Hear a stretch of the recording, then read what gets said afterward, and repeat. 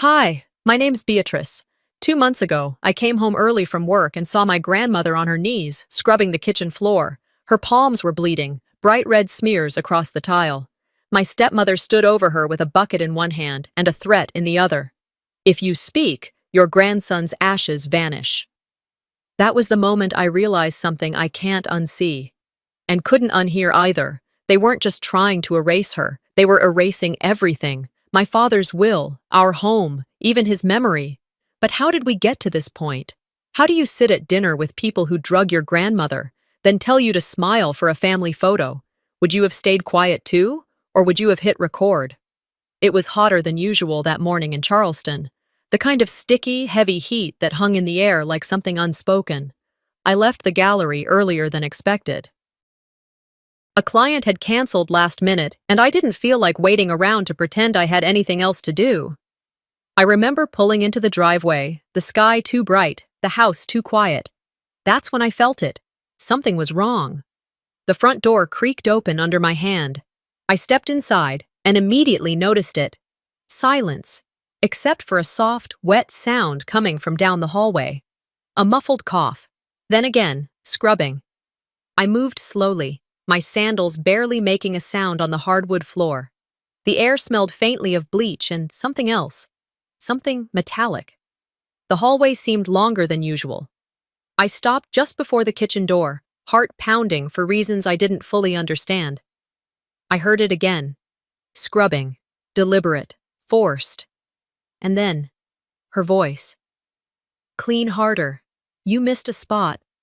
Do it right or don't do it at all. Isolde. That's when I pushed the door. And froze. There she was. Grandma Eleanor. Kneeling in a puddle on the kitchen tile, her hands raw, her palms streaked with blood. A rag clung to her fingers, soaked through with dirty water. Her cotton dress, the one with the tiny blue flowers she wore on Sundays, was soaked at the knees. I stood there like a statue. My legs wouldn't move. My mouth opened, but no sound came. Across from her stood Isolde, immaculate, poised, wearing one of her designer silk blouses like this was just another Tuesday. A gleaming pitcher in her hand. Her heels clicked against the tile as she turned toward me. Her lips curled. Oh, you're home early. I didn't answer. I couldn't. Eleanor looked up. Her eyes met mine. In them, I didn't see confusion. I saw shame, embarrassment, but not surprise. That broke something in me. Isolde tossed what was left of the water across the floor, and it splashed up over Eleanor's skirt. She barely flinched. Useless, she muttered. I told you not to miss that corner. Then, as if she remembered I was standing there, watching, she turned back toward my grandmother and hissed, low and vicious. You say one word to her, and your grandson's ashes are out with the garbage by morning. My jaw locked. My fists clenched. Still, I didn't move. Everything in me wanted to scream, to lunge at her, to pull my grandmother off that filthy floor and tell Isolde to burn in hell. But I didn't. I couldn't. I just stood there. Because in that moment, I understood. This wasn't new. This wasn't a one-time punishment. This wasn't a slip. This was routine.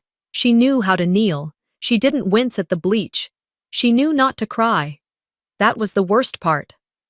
Eleanor bowed her head again and resumed scrubbing. I backed away. Slowly. My feet found the floor. My legs carried me back into the hallway, into the stairs, up to my room. I closed the door behind me and leaned against it like I needed it to hold me upright.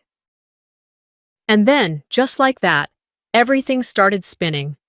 I remembered her laugh, the way she used to sit at the piano and play, soft and slow, just for me. She'd play while Dad cooked on Sundays, humming along without a care in the world.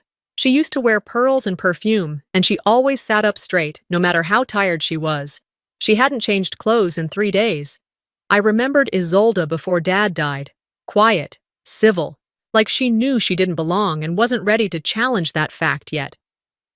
Then the funeral happened. Then everything changed. Isolde didn't step up to take care of the family. She stepped in like she was claiming a throne. She started moving things, firing people, locking rooms. And Dad's will? Never found. Just a verbal instruction that she now managed everything until the dust settled.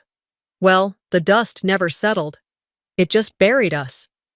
I sat on the edge of my bed, trembling, but not crying.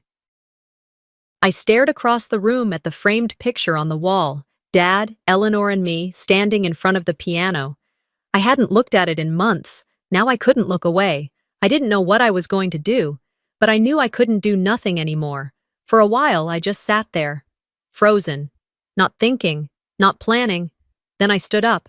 I reached for my phone. My fingers were cold but steady. I opened the voice recorder app. I didn't know what I'd catch. But I knew one thing for sure. Silence had lasted too long. The morning after I hit record, I found myself staring at the ceiling, eyes wide open long before the sun had fully risen. I hadn't actually slept. Not really. My thoughts had twisted around themselves all night, like vines climbing an iron fence, suffocating any space for rest. By 6:30, I was on my feet. The house was still. No footsteps. No clicking of Isolde's heels. No creak from the guest room door where Cairn occasionally stayed when he wasn't at his condo. Just the low hum of the refrigerator and a faint ticking from the hallway clock. I walked down to the living room, barefoot, careful not to wake anything, especially my fear. There it sat, right on the mantel, perfectly centered like some twisted shrine, the urn that supposedly held my father's ashes. Only I couldn't stop thinking about it. How clean it looked. How sterile. There was no dust, no fingerprints, no wear. Not even a mark from the time I accidentally knocked it with a picture frame during a cleaning day 2 years ago. Back then, I remembered its weight, the way it pressed into my hands like it held something heavy, not just ashes, but memory, legacy. I reached for it slowly, almost expecting it to recoil, but it didn't. It sat there like a well-trained actor in a scene that had been rehearsed one too many times. I held it, too light, way too light. I turned it gently in my hands. No seal, no label from the crematorium, just a generic silver plaque that said, "In loving memory." Nothing about him, not even his name. My breath caught. This didn't feel right. I opened the side cabinet where we kept all the important documents, tax forms, insurance records, funeral paperwork, at least what was left after Isolde's mass reorganization for efficiency. I shuffled through the folders, lips pressed together, fingers tight. And there it was, or rather, there it wasn't. The cremation release form, the one I remembered signing with trembling fingers after we had identified Dad's body. Gone. In its place was a new paper, pristine, printed on thin matte stock. Certificate of memory. It read in bold font, no official seal, no cremation number, just a poetic paragraph about eternal love and light. Bull. My hands trembled, but my spine stiffened. I put everything back exactly as I found it, every sheet in place, every corner aligned. Then I placed the urn back on the mantel like it had never left my hands and walked to the kitchen. Isolde was already there, of course, pouring coffee with that same serene mask she wore like it was made for her. Her lipstick was flawless, her hair pulled back in that lazy, expensive way, half effortless, half cold precision. She glanced up. "Morning." I forced a nod.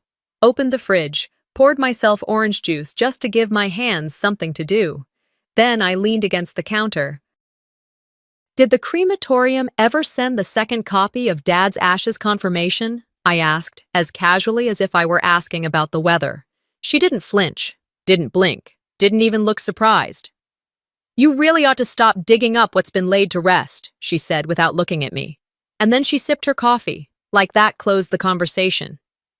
I walked out without responding. I couldn't give her the satisfaction of seeing my reaction. Back in my room, I pulled a tote bag from my closet, the one I used for grocery runs and yoga classes I never made it to.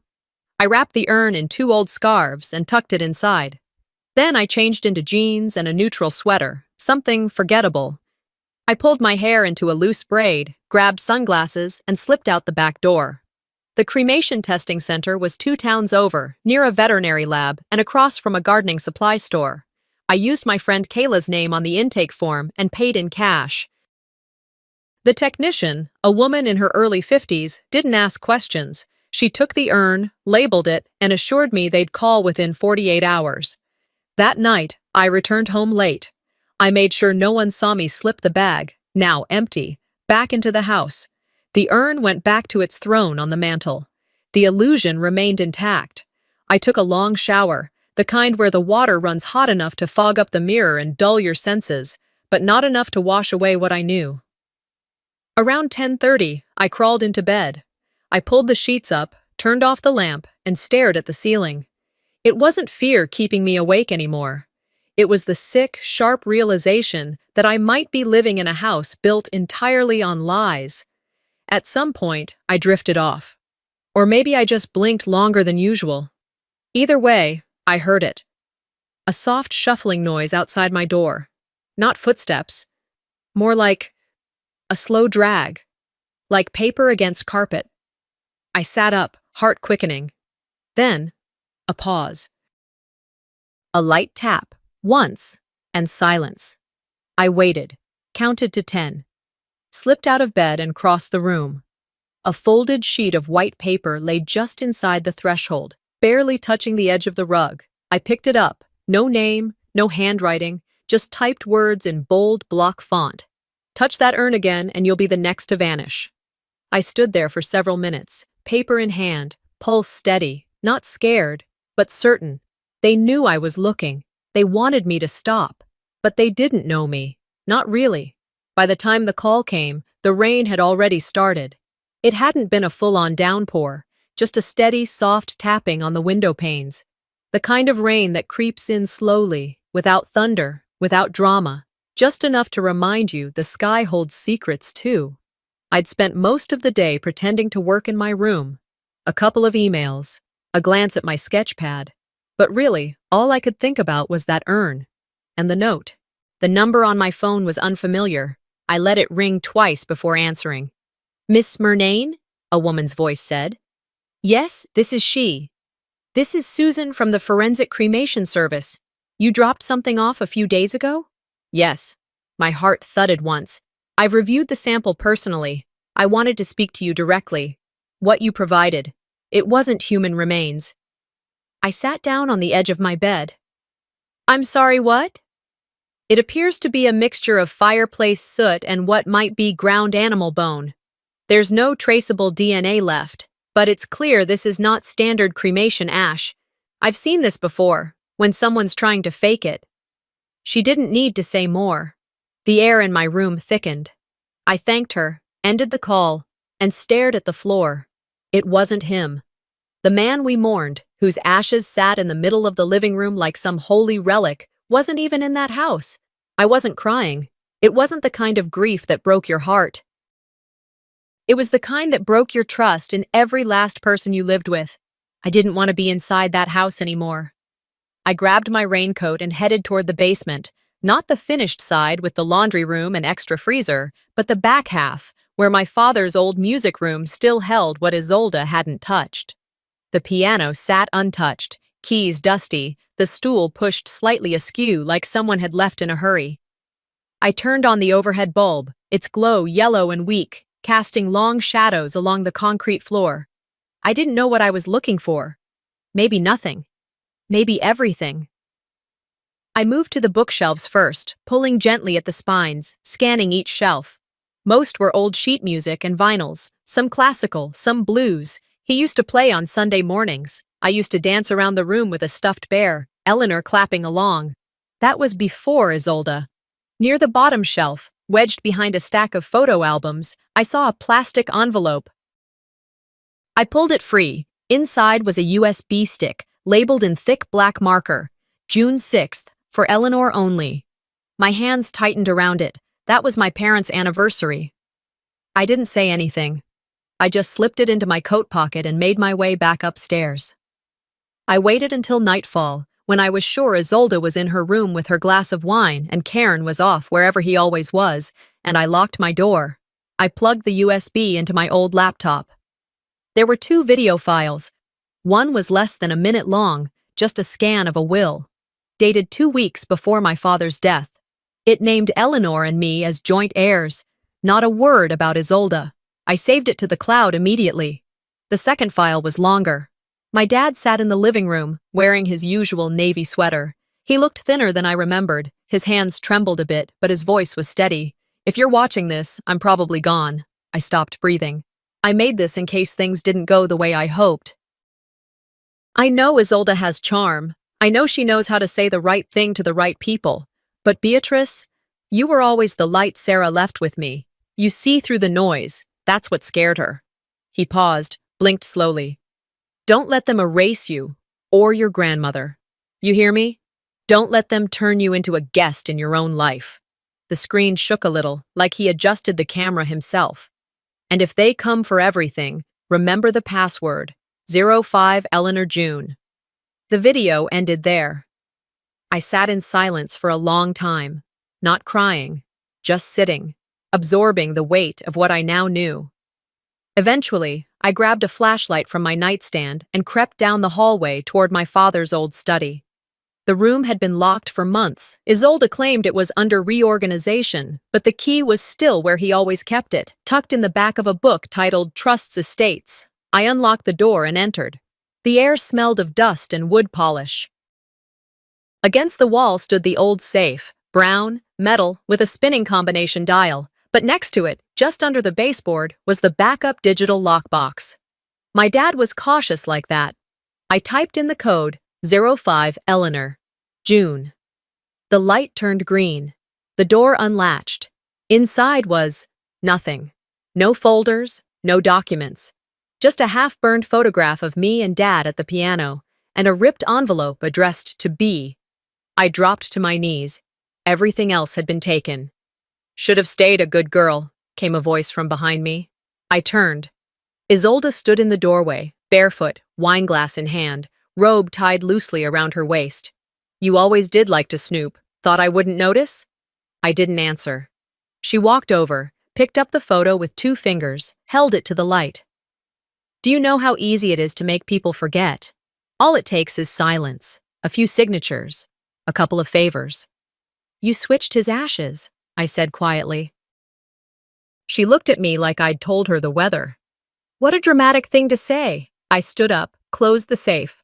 "You don't get to rewrite him." She smirked, leaned closer. "Sweetheart, I already did." She walked out, still holding the photograph. I didn't follow her. I stared at the piano in the corner of the study. It hadn't been played in years. I ran my hand across the top, fingers brushing dust and faded wood. One of the keys stuck out slightly. I pressed it. No sound. I lifted the fallboard and peered inside. There, nestled inside the piano frame, taped beneath the fallboard, was a small metal flash drive. I didn't smile. I didn't cry. I just whispered to myself. Dad always said the music held everything. Sometimes, music hides more than memory.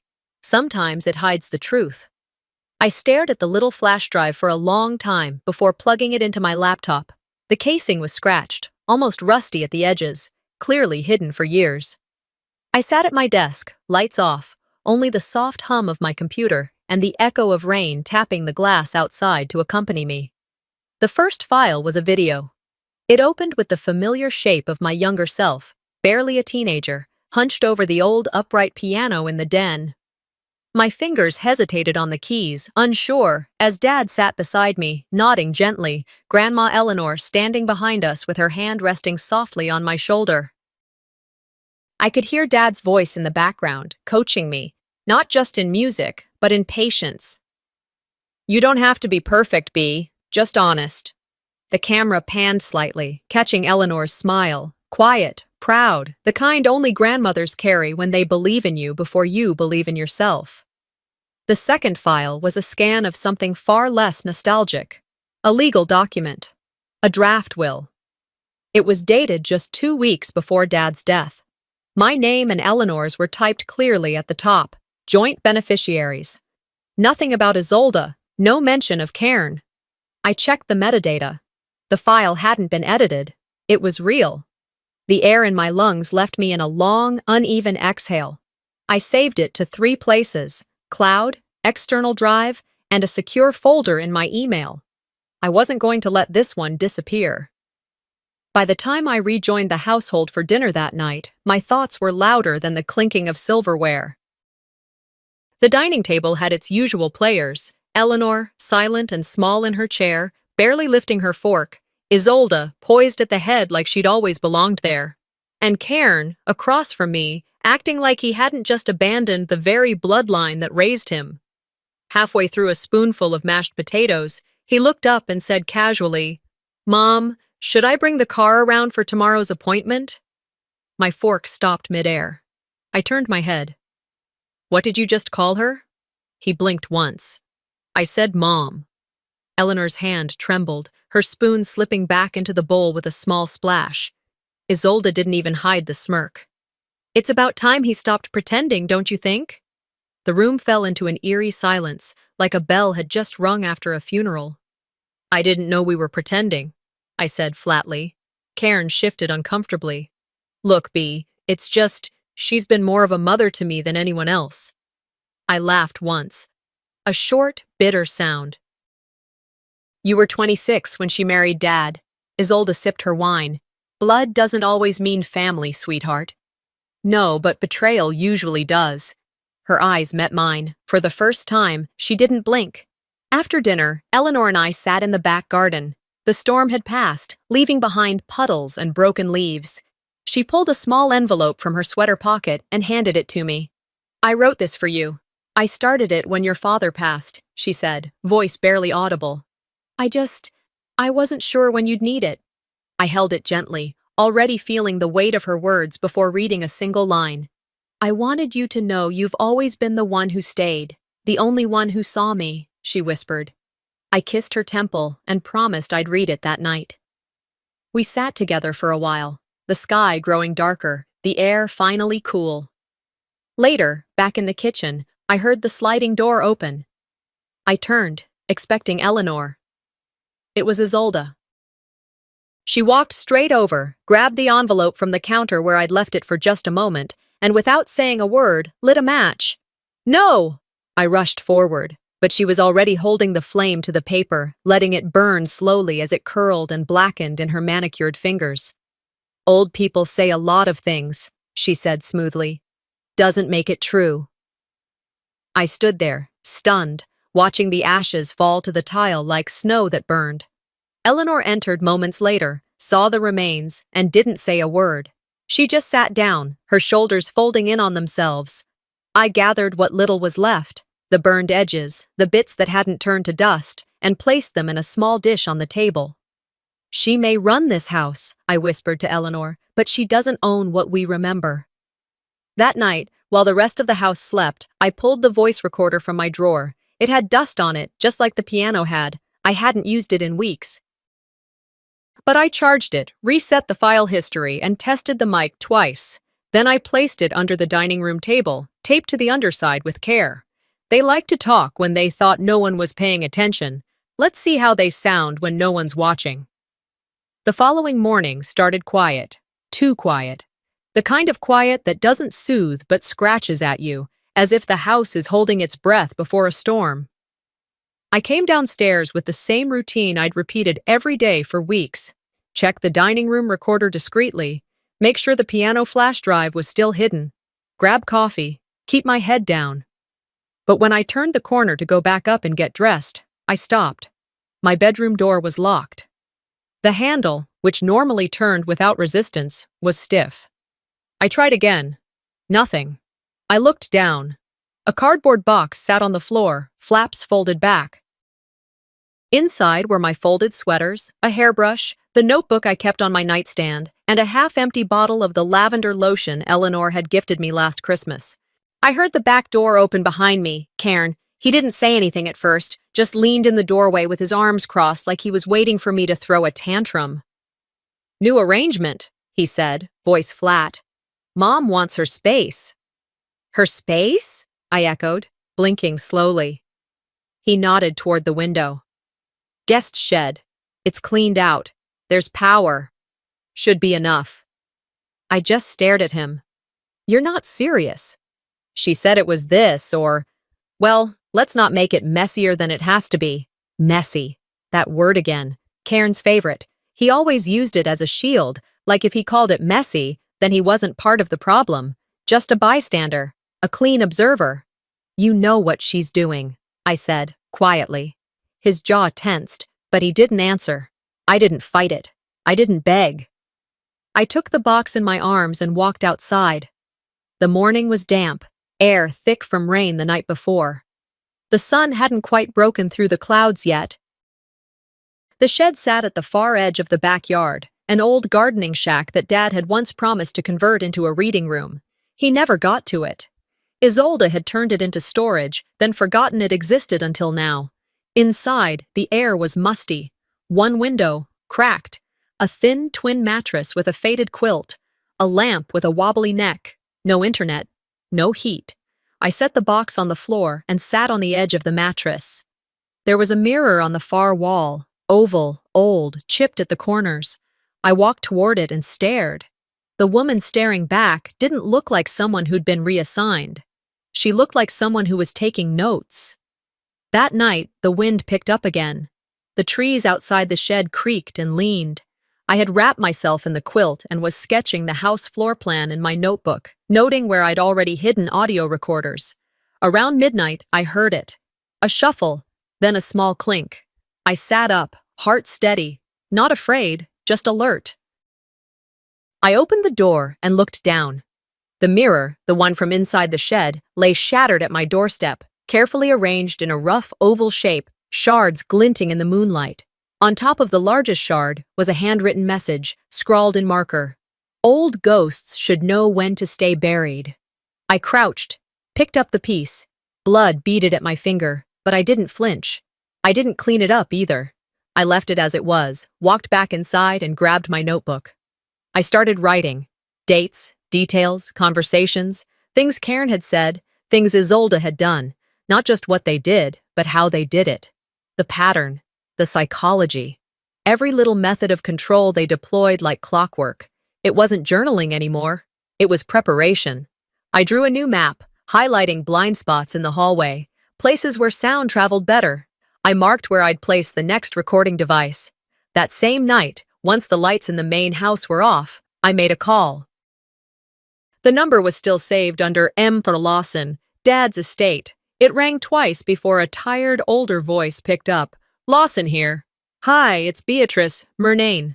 A pause. A breath. I remember you. I need the will, I said. The version from 6 weeks before Dad passed, not the one Isolde gave the court. Beatrice, that version was never filed formally. Your father was waiting on some final revisions. I don't need it for court right now. I just need to see it. He sighed. You do know this could stir things up. They're already stirred. Another pause. Then, meet me tomorrow, after 4. I'll text the address. Thank you, I whispered. No promises, he replied. Just a meeting. We hung up. I stared at the wall of the shed for a long time. The broken mirror outside reflected nothing anymore, just fragments. But sometimes fragments were all you needed to piece the full picture. The next afternoon, I went into the study. Cairn was gone. Isolde was running errands. I took a small book of poetry off the shelf, a red spine titled American Elegy, and slid the voice recorder inside its hollowed-out center. I placed it back carefully, angled toward the desk. No shaking hands, no guilt. If they wanted to lie, let's see how they sound on playback. Fear used to live in this house. I'm giving it a deadline. I didn't respond to Isolde's hissed threat that night at the study door. I didn't flinch. I didn't even turn around. I just kept walking, my heels echoing softly against the hardwood floor like punctuation to a sentence she didn't get to finish. That silence, that choice not to play her game, burned her more than any comeback ever could. 2 days later, I got wind of the gala. Not from anyone in this house, of course. Not a word from Cairn, not even a fake smile from Isolde. I found out through Nadine, an old family friend who ran the community arts newsletter. She emailed me a link. Thought you'd be interested in this. The title made my stomach twist.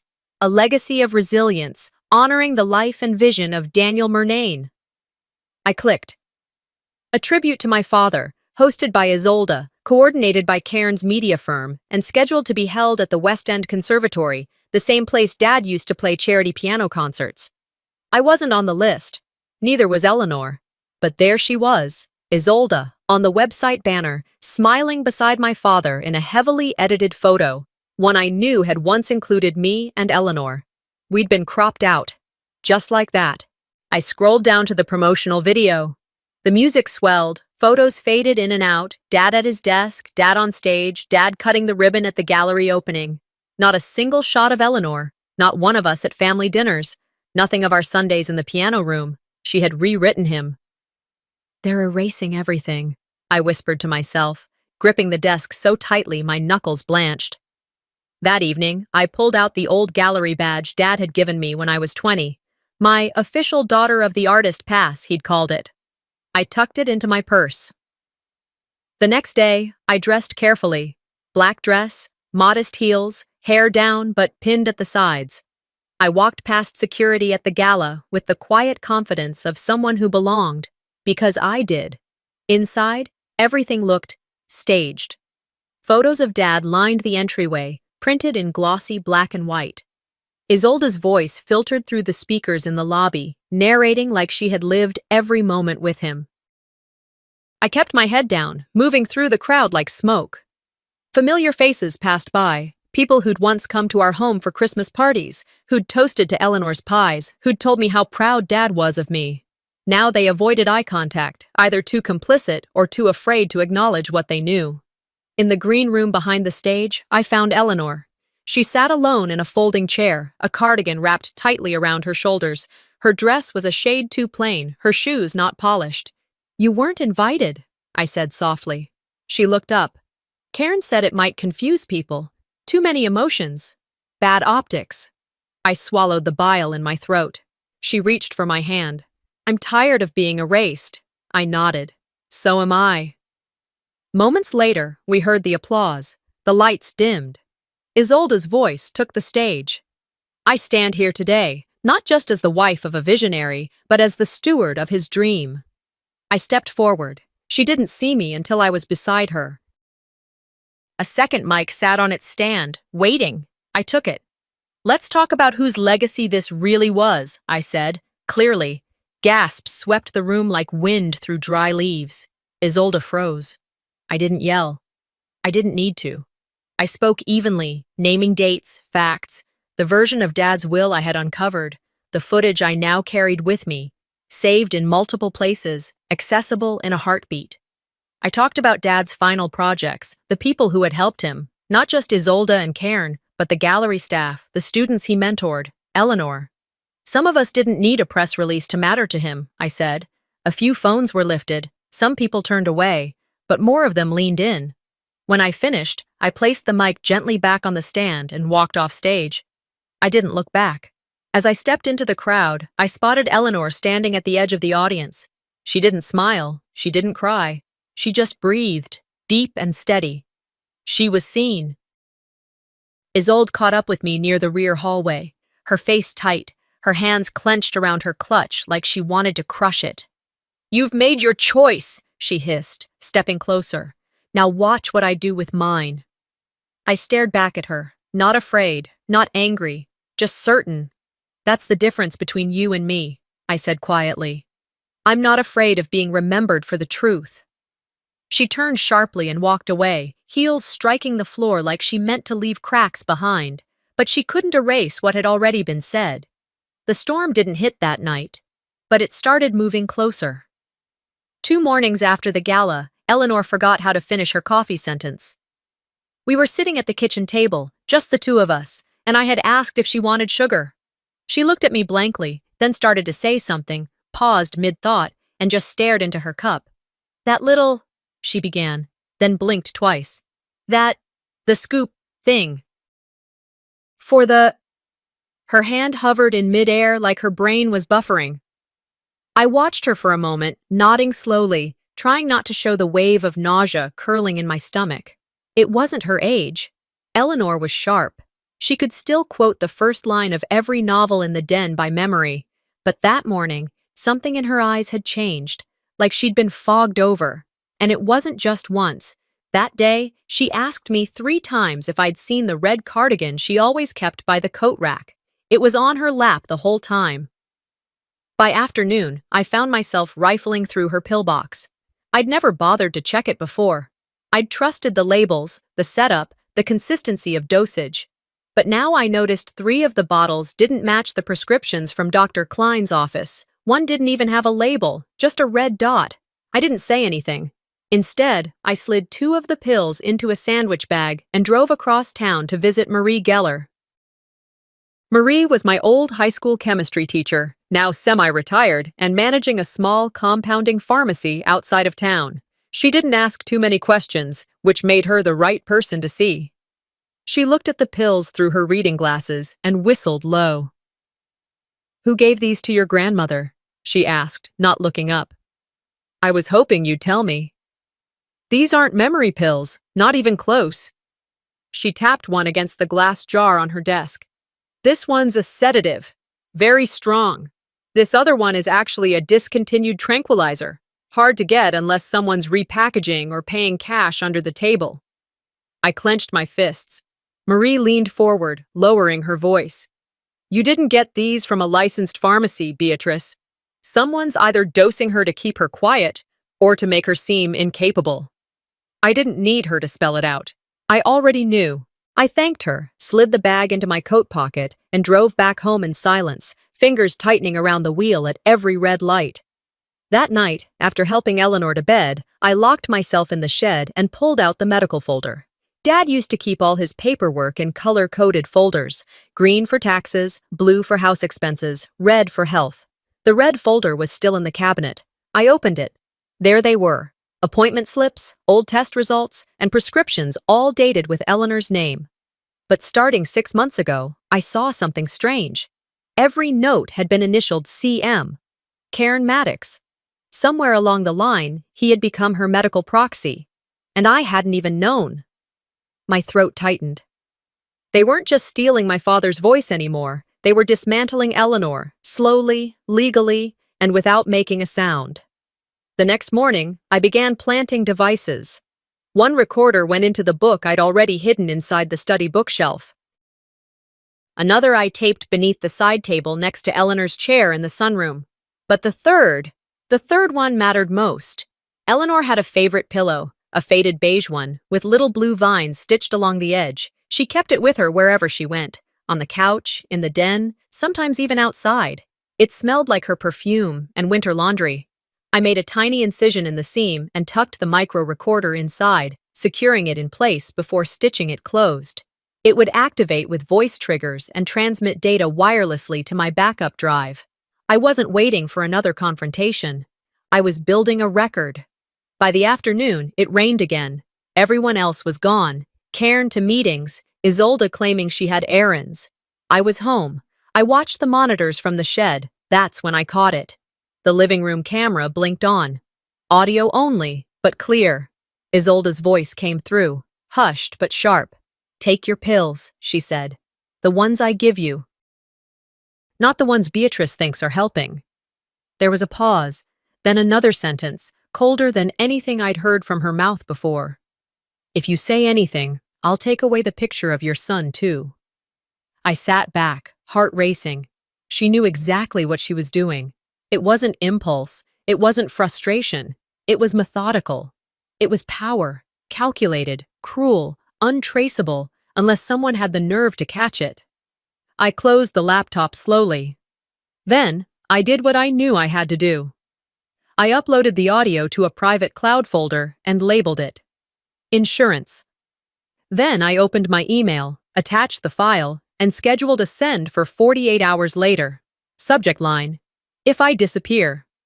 I didn't cry. I didn't shake. I didn't even sigh. Because I was done reacting. They wanted to break Eleanor's memory. I'd give them something unforgettable. There's a moment, just before you walk into a courtroom, when everything you are balances on the edge of silence. That's where I stood. Right outside the heavy wooden doors of the Charleston County Courthouse. My palm pressed flat against a folder brimming with truth. Truth that had, until recently, lived in shadows, in the pauses between family conversations, in the gaps between official documents. Now, it waited in printed pages and flash drives, tangible, unignorable. Inside that folder were audio files, a printed transcript of the video my father had left behind, medical records marked with too many red flags, statements from witnesses no one had asked before. And at the very back, protected by two plastic sleeves and a paperclip, the real will, the one Isolde had tried to erase like an error in a draft. I could feel the weight of it in my fingertips, not just the weight of paper, the weight of every year I had doubted myself, every time I'd been told I was overreacting, every time someone spoke over me because I didn't speak loud enough. Inside the courtroom, chairs shuffled, voices murmured. A cough. The low hum of fluorescent lights. I took a breath, slow, steady, and I opened the door. This wasn't just a probate hearing. That was the legal label typed neatly onto the docket. This was a reckoning, not just about property or inheritance or lines in a ledger. This was about control, about erasure, about who gets to tell the story when the person at the center of it is no longer alive to correct the lies. I stepped into the room like I meant it. Cairn was already seated.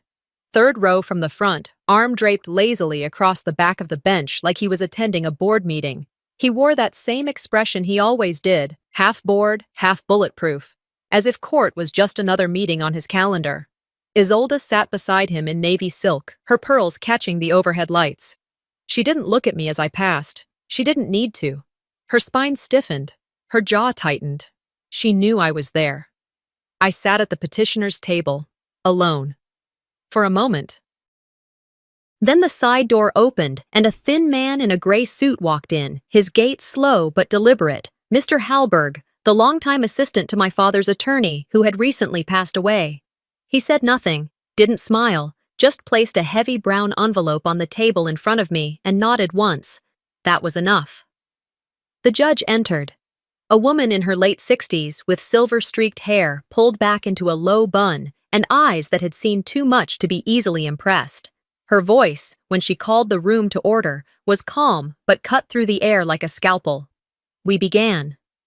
I stood and introduced the challenge to the 2021 will submitted by Cairn and Isolde as fraudulent. I requested that the court review and recognize the legitimacy of the 2020 version, supported by the evidence enclosed.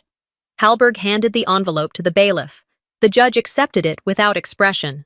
I'd like to begin with Exhibit A, I said clearly.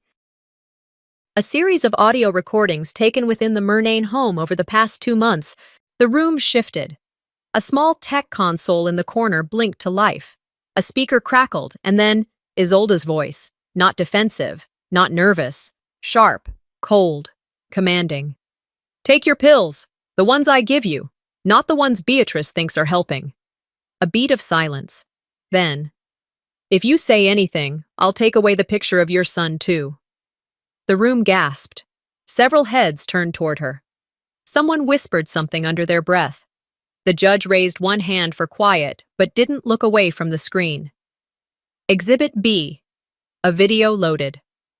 My father appeared, seated in the sunroom in his favorite sweater, bathed in warm morning light. His expression was calm, tired, but clear. If you're watching this, I'm probably gone, he began. Beatrice, don't let them tell our story for us. I felt a shift in the courtroom. A breath held collectively. My wife, Eleanor, and my daughter. These are the people who know who I was, who I am. If any other version of that is being sold to you, then you're buying a lie. The clerk paused typing. In the second row, a woman dabbed her eyes with a tissue. I stayed still, my hands clasped in my lap. No tears, no tremble. Then came the documents. The 2020 will, dated, signed, notarized, and now, backed by video proof.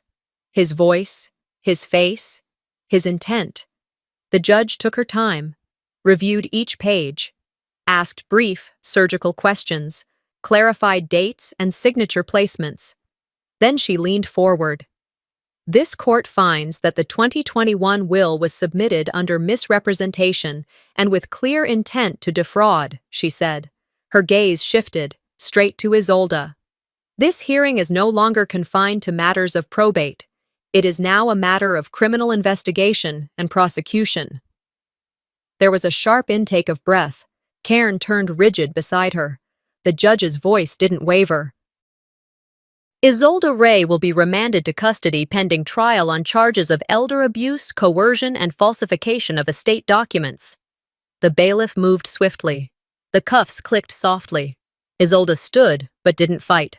Her chin lifted, her lips pressed tight, like someone determined to make even shame look dignified. Karen stood up suddenly. This is absurd. She was trying to protect his legacy. The judge didn't blink. Mr. Maddox, she said calmly, you are hereby stripped of your status as executor. Any future involvement in estate management will be subject to court supervision and review. He froze. As Isolde was led away, she turned and hissed at me under her breath. You think you've won? I looked at her, not with triumph, but with truth. I didn't win, I said softly. I just didn't surrender.